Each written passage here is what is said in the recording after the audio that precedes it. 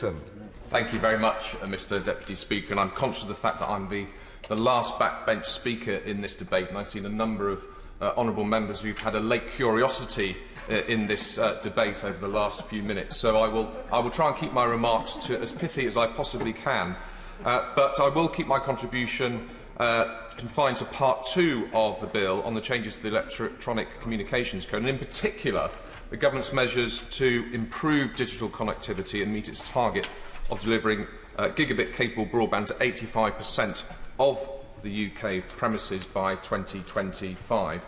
And I think it is fair to say that we have made real strides in that direction, underpinned by the universal service obligation, and locally we have Connecting Cheshire, the BD UK delivery partner, working to make sure that that is being met. The gigabit broadband voucher scheme, which I know many of my constituents have now taken advantage of, and more recently the addition of Cheshire to the Project Gigabit, which will mean hopefully we will secure more of the significant funding that's been committed to this project. And I would argue, Mr Deputy Speaker, that Eddisbury is a good testbed from which to judge the success of this government's commitment. It's the 92nd largest constituency geographically, of which 57.9% is classed as rural. It's 599th out of 650 constituencies for superfast broadband coverage. 23.5% of my constituents are aged 65 and over, against the national average of 18.6%. And as we know, for that age group, isolation and therefore digital connectivity is particularly crucial.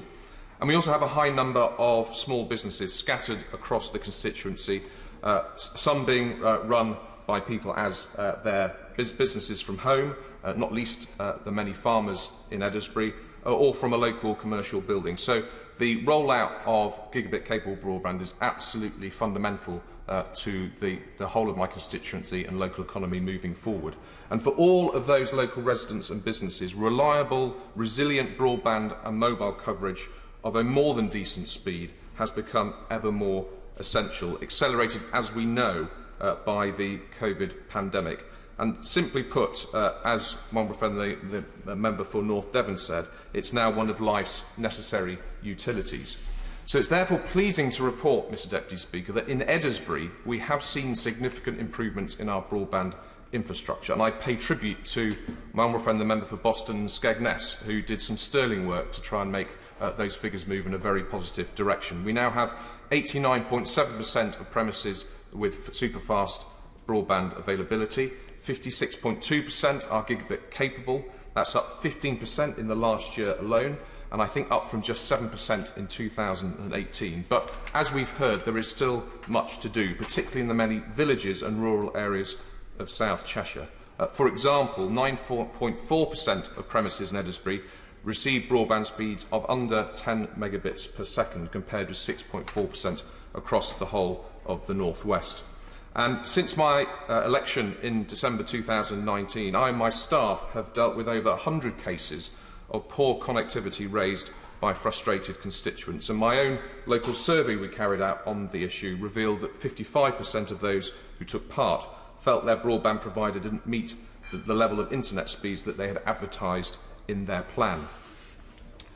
But they've also fed back frustration about the real difficulty and exasperating delay in reaching agreements that allow for fibre cables to be laid across private land to connect properties, a frustration that this bill seeks to address. And perhaps I can give the House just a short local case as an example.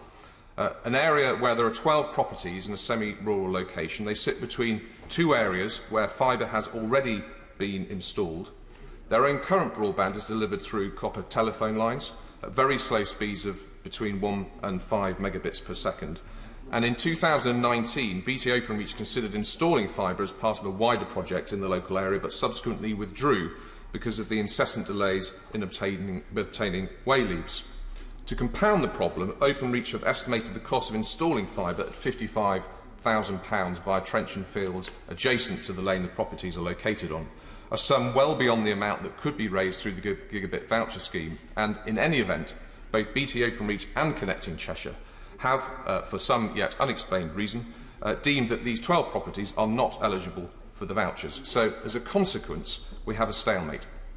Now, I and my team are doing all that we can to unlock this impasse, including potential top-up funding and inclusion in the airband project, and I would ask the Minister for what assistance she and her team may be able to provide to help make sure that we get through this in ensuring that they get the broadband that they want.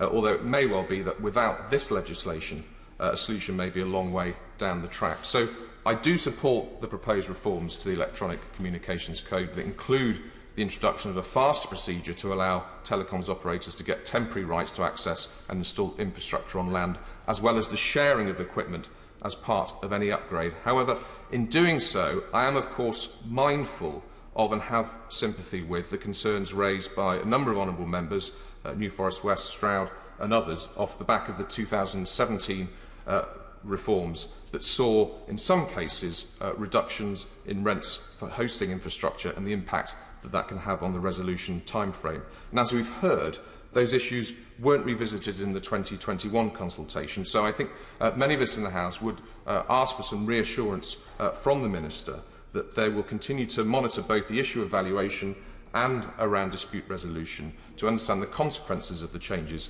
in the new code arrangements, so that we do end up ensuring that my constituents, either as landowners, feel that they're getting the right and value for their commitment, but also my local residents are getting their gigabit broadband as quickly as possible. But overall, Mr Deputy Speaker, this is an important bill in bringing about the ever more pressing digital connection of our entire country. And in Edinburgh, we are taking significant steps in that direction, but there remains much more to do. And to that end, and with the help of this bill, I will continue to do all I can to make that happen. Mr Elmore.